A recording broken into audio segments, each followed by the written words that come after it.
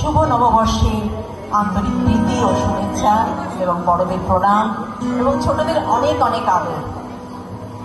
কথায় গানে ও নাচে বর্ষবরণ। এই অনুষ্ঠানে প্রথমেই চলে যাব কথায়। তিনজন কবির কবিতা নিয়ে একটি কবিতা কোলাজ উপস্থাপনা করব। প্রথমটিতে নতুন বছর 1431 বঙ্গাব্দকে স্বাগত জানাবো। নতুন বছরের কাছে সবারই কিছু কামনা বাসনা থাকে। আমি নিজের চাওয়া পাওয়া থেকেও সার্বিকভাবে কিছু পেতে চাই। সেই আবদারটি দ্বিতীয় কবিতাটিতে তুলে ধরব।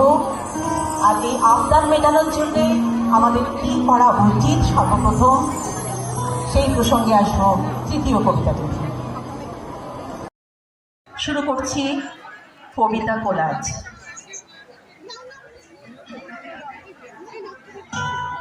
আজকের এ প্রভাত ঘোষণা করেছে যে সূর্য দুই বাহু প্রসারিত করে আমরা সবাই আজ আলিঙ্গন করব তাকে, আমরা ঝাঁপিয়ে পড়ব তার বুকে, আমরা তাকে জড়িয়ে ধরব, শিশুরা যেভাবে জড়িয়ে ধরে তাদের মাকে। আজ পয়লা বৈশাখ, আজ বাঙালির জন্মদিন। পট্টবস্ত্র পরা সঙ্গীত শিল্পীরা আজ গাইবেন রবীন্দ্রনাথ, দ্বিজেন্দ্রলাল আর নজরুলের গান। আজকের এই পোয়াতে আকাশ প্রসব করেছে যে শিশু সূর্যটিরে। বাঙালির ঘরে ঘরে আজ তার বরণ উৎসব।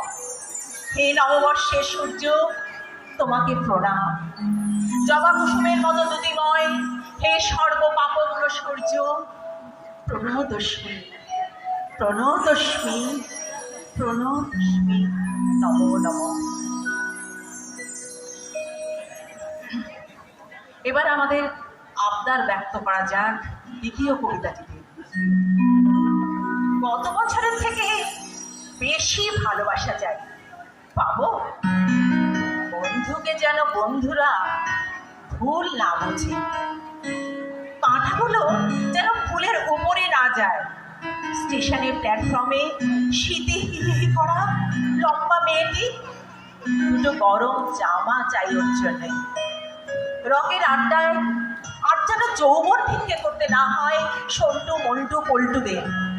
ভালো মেয়েদের যেন ভালো বিয়ে হয়, ভালো কিছু গান, কবিতা, নাটক, ছবি।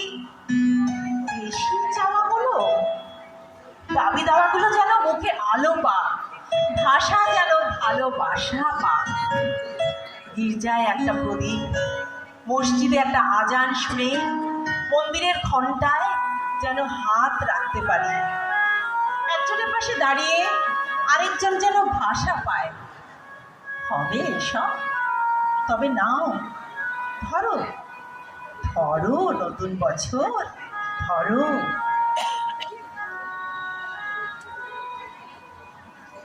এরপরে আসবো এই আবদার মেটাতে গেলে আমাদের সর্বপ্রথম কি করা উচিত।